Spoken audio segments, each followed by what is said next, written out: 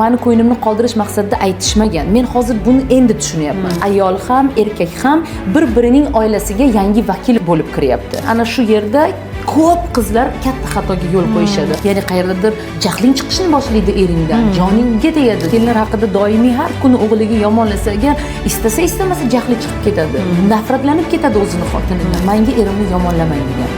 Toki qiz o'zi agar chegarani qo'yishni bilmasa, muhim momentni aytib o'tishimiz kerak sen bilan. Yangi oila edik biz va yangi oila bo'lgan davrimizda yangi kelin sifatida bir oilaga kelin bo'lib tushdim va ularni hayotiga, ularning qanaqadir oilasidagi qonun-qoidalar yoki o'sha har xil udumlari bormi, har bir oilaning o'ziga xos qadriyatlariga moslash majburiyati menda bor edi va tabiiyki erimda ham xuddi shunday. Ya'ni juftimda turmushga chiqdimmi, u inson ham, ya'ni mening erim ham mening oilamga kirib kelyapti. Ya'ni biz ko'p paytda o'zbek oilasida bir tomonlama qarashga o'rganganmizda, ya'ni kelin birovning xonadoniga kelin bo'lib tushadi va birovning xonadonidagi o'sha urf-odatlarni yoki qadriyatlarni hurmat qilishi kerak deymizda, lekin ikkinchi tomonni unutib qo'yamiz. Ikkinchi tomon esa nihoyatda ahamiyatli va nihoyatda muhim. Ya'ni biz ikkita nasl, ikkita oila birlashyapti, qarindosh bo'lyapti. Mana shu qarindoshlik rishtalarini bir-biri bilan bog'layapti va tabiiyki qanday qilib o'zimizga bo'lgan ishonchni tiklab, yana orzularga ishonishimiz mumkin. Siz qaysinga qachon vaqt ajratishni bilasiz? Muvozanat bo'lishi kerak, balans bo'lishi kerak. Oilani yanada ham mustahkamlaydi deb o'ylayman. Ayol kishi yopilib olgan turmush o'rtog'iga nisbatan. Siz shu oilani barpo qildingizmi? Siz shu oilani yana ham mustahkamlamoqchimisiz? Unda rollaringiz orasida eng birinchisiga mashruqalikni qo'yib qo'ying. Ayol ham, erkak ham bir-birining oilasiga yangi vakil bo'lib kiryapti. Ya'ni agar men birovning oilasiga kelin bo'lib kelsam, mening turmush o'rtog'im ham bizning oilamizga yangi o'g'il bo'lib, ya'ni kuyov rolidami yoki o'g'il rolidami kirib kelyapti. Shunaqa paytda nima bo'ladi? Albatta birinchi o'sha qiyin davr boshlanadi. Ko'pchilikda. Endi kimdadir bu narsa oson kechadi, kimdadir qiyin. Ya'ni xarakterlar bir-biriga mos kelmasligi, bir-biriga o'sha qadriyatlari, buning oilasida ko'rgani boshqacha, bu oilada qadriyatlar va tushunchalar boshqacha. Kelinning qaynona qaynotasi haqida emas, balki ikkinchi tomon, ya'ni kelinning ota-onasi haqida gapiryapmiz. Va tabiiyki biz o'sha o'zimizni xonadonimizda katta bo'lgan oiladan chiqib ketyapmizmi? Biz nimalar qilishimiz kerak? Qanday yo'l tutishimiz kerak? Mana chiqib ketgandan keyin mana shu xonadon bilan o'zimizni ota-onamiz, aslida bu juda qiyin proses. Ya'ni o'ziga xos qayerdadir travmasi ham bor. Misol uchun o'sha qizlarimizga ham bu qiyin, ota-onamizga ham qiyin, o'zini farzandini birovning xonadoniga berib yubordi. Va tabiiyki undan qayg'urish, u yaxshi turdimi, yaxshi yedimi, yaxshi ichdimi, hol ahvol so'rash, kasal bo'lmadimi deb qayg'urish doim bo'ladi. Va ana shunday paytda bizning o'sha ota-onamiz, ya'ni qiz bola tomon ota-ona o'zi bilmagan holatda oilasiga, o'zini qizini oilasiga aralashuvi ko'payib ketishni boshlaydi. Toki qiz o'zi agar chegarani qo'yishni bilmasa. Va hozir o'zimni hayotimdan gapiraman deganimda, mana turmushga chiqdim. O'sha bizning oilamizga ham meni turmush o'rtog'im endi bir oila bo'lagi bo'lib kirib kelganida boshida juda ko'p qiyinchilikdan o'tganmiz. Ya'ni qirg'ichdan o'tkazilgan desa ham bo'ladi munosabatlar. Chunki turmush o'rtog'imning birorta gapi yoki biror bir odati qayerdadir dadamga yoki onamga yoqmas agar, turmush o'rtog'imdan ketgandan keyin menga o'tirib turmush o'rtog'imni yomonlashni boshlashar edi-da. Hozir men shuni aytmoqchimanki, aslida ota-onam buni yomon nazarda, yomon maqsadda, bu qanaqadir meni ko'nglimni qoldirish maqsadida aytishmagan. Men hozir buni endi tushunyapman. Aslida o'sha ularga yoqmagan jihatni gapirib, turmush o'rtog'ingga shuni ayt degan. Lekin bu juda ham qiyin ish. Ya'ni seni ota-onang seni ering haqidagi kamchiliklarni aytishyapti, doimiy tarzda gapirishadi. Eringda bunday bor, ering bunday, ering u, ering bu deyishsa-da, sen buni borib eringga aytishing kerakmi? Sizni dadam bunday dedi, onam bunday dedi. Va men o'ylayman, ana shu yerda ko'p qizlar katta xatoga yo'l qo'yishadi. Ota-onasining eri haqida fikrini doimiy tarzda kelib bu yerga yetkazib turish.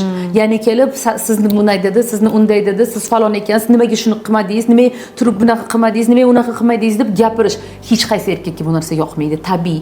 Mana shu yerda ayollarimiz qiladigan eng zo'r va to'g'ri ish bu eshitdi gapni va kezi kelganda, joyi kelganda keling, men sizga oilamizdagi o'sha dadamni xarakterini yoki o'sha onamni xarakterini tushuntirib bersam.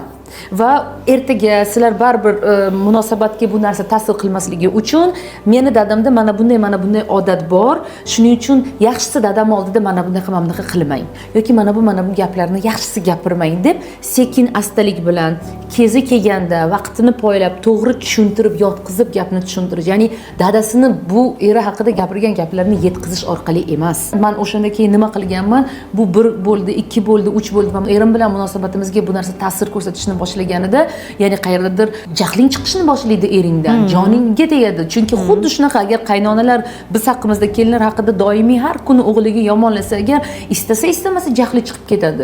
Nafratlanib ketadi o'zini xotinidan. Minglab o'zbek ayollari hayotini o'zgartirgan flagman loyiha Balans kompleksiga qabul yana boshlandi.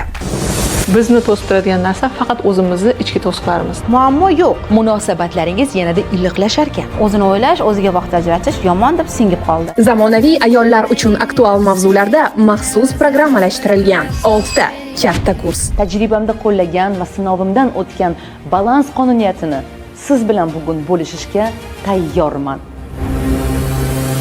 Hayotingizning yangi bosqichiga chiqishingizda yordam beradigan 150 dan ortiq eksklyuziv darslar. O'zbekistonning eng mashhur va muvaffaqiyatli ayollaridan 10 dan ortiq video podkastlar. Bu kompleks sizga orzuyingizdagi versiyangizga chiqishda oltin pillapoya bo'ladi. Va bu loyiha har bir ayolga hayotini balansda, chiroyli yashashga o'rgatadi. Men bunga ishonaman. Balans kompleksi haqida batafsil ma'lumot olish uchun maxsus saytimiz va Telegram menejeriga murojaat qilishingiz mumkin. Bu yerda ham xuddi shunday. Ya'ni ikkinchi tomon ham xuddi shunday ishlaydi. Shunda men shunchaki o'tirib bir marta chegarani mustahkam qo'yganman. Ya'ni o'tirib dadamga, oyimga aytganman, "Dada, oyi, siz meni shu insonga turmushga berdingizmi? Siz o'zingiz rozi bo'lib shu ishni qildingizmi? O'zingiz xohlab shu insonga meni turmushga berdingizmi? Iltimos, u inson bilan o'rtangizda qanday kelishmovchilik bo'lsa, qanday tushunmovchilik bo'lsa, agar bir-biringizni hozir va shu yerda tushunmayotgan yoki bir-biringizga yoqmayotgan jihatlaringiz bo'lsa, agar o'zingiz ayting. Menga gapirmang, menga erimni yomonlamang" deganman. Men boshqa bu narsani eshitmayman, toqatim yo'q. Bo'ldi, eshitishni istamayman. Menga hammasi yoqyapti. Sizni mening erimga nisbatan aytilayotgan gaplaringiz, fikrlaringiz menga yomon ta'sir qilyapti. Mening u bilan munosabatimga bu qattiq ta'sir qilyapti. Shuning uchun agar sizning u insonga fikringiz bo'lsa, da'volaringiz bo'lsa, yoningizga chaqiring, marhamat qancha xohlasangiz gaplashib oling. Lekin meni o'rtaga qo'shmang. Va tabiiyki erim ham xuddi shunday. Men ham boshida qanaqa qaynonamga, qaynatamga yoqmagan jihatlarim bo'lgan, yoqmagan misol uchun qiliqlarim bo'lgan, qayerdadir gap so'zlarim bo'lgan, ya'ni gapni shart aytadigan odatim bor edi. Chunki men ham bilmas edim bularning oilasidagi qonun qoidani.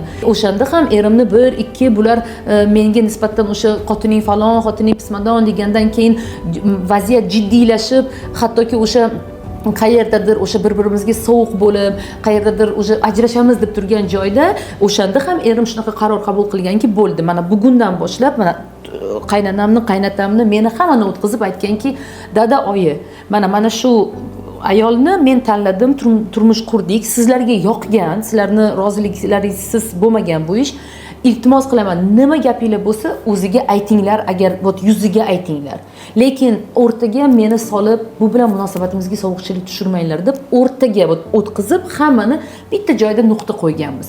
Mana shu holatda bu chegara qo'yish bo'lar ekan. Minglab o'zbek ayollari hayotini o'zgartirgan flagman loyiha Balans kompleksiga qabul yana boshlandi.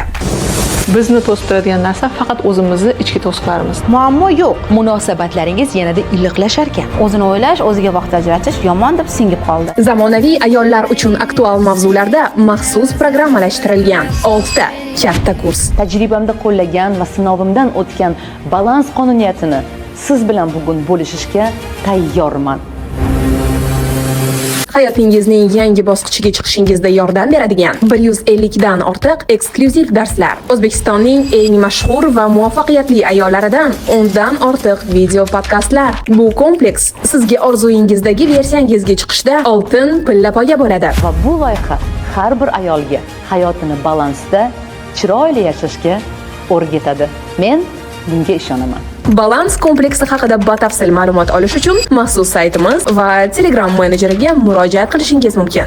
Har qanaqa chegarani qo'yish bu gap orqali amalga oshiriladi. Ya'ni bu harakat emas, bu aynan gap orqali. Ya'ni o'tirib, gaplashib olib, mana bu joyda sizga mumkin, mana bu joyga sizga mumkin emas.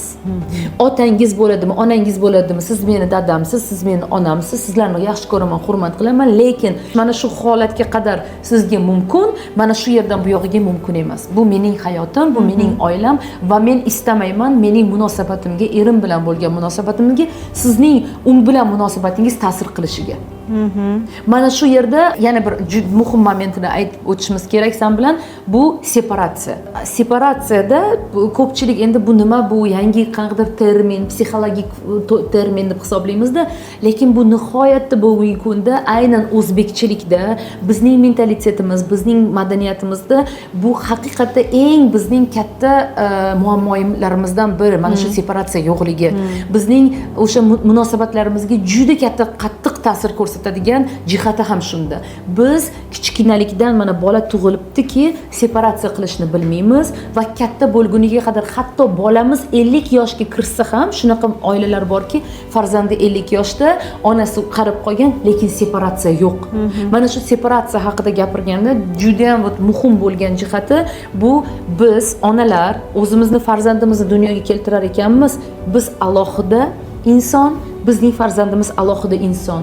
Uning qiziqishlari, uning dunyoqarashi, uning qayerdadir hattoki ovqatdagi qiziqishlari, ovqatdagi tanlovlari ham bu uniki. Ya'ni onaga yoqadigan ko'ylak yoki kiyim uning qiziga yoqmasligi tabiiy. Va bu narsani xafa bo'lib, onalarda shunaqa odat borda, xafa bo'lib, meni tanlaganimni kiymadi, men olib berganimni unga yoqmas ekan, meni didimni yomonladi deb biz xafa bo'lishni boshlaymiz shu yerda. Aslida esa sizni vazifangiz shunchaki qizingiz bilan o'tirganda qizingizni didini hurmat qilish. Mana shu yerda agar did jihatdan umuman unga qizingizning yoki o'g'lingizning o'sha qiziqishlarini hurmati yo'q ekan, bilingki separatsiya mana shu yerda sodir bo'lmayapti. Siz o'zingiznikini unga yuklayverasiz, siz o'zingiznikini unga faqat bosim orqali o'tkazaverasiz va o'ylaysizki, u sizning bolangiz va u siz aytganingizdek qilishi kerak. U siz tanlagan kasbda ketishi kerak, u siz tanlagan insonga uylanishi kerak yoki turmushga chiqishi kerak. U siz o'ylaganingizda yashashi kerak. Hamma narsa sizning tasavvuringizda bo'lishi kerak. Va mana shu juda xavfli jihati, separatsiya yo'q. Ya'ni sizda sizning eringizning va bolangizni o'rtasida mana shu kindik shu qadar boylanganki, o'g'lingiz o'z qaroriga ega emas yoki qizingiz o'z qaroriga ega emas. Mana shunaqa paytda qizlarimizga tavsiya, mana allaqachon turmushga chiqib, hozirgi kunda balki 10 yildan beri, 20 yildan beri oilasi bilan, eri bilan yashayotgan qizlarimizga shunaqa tavsiya beramanki, separatsiyani ota-onangiz bilan amalga oshiring.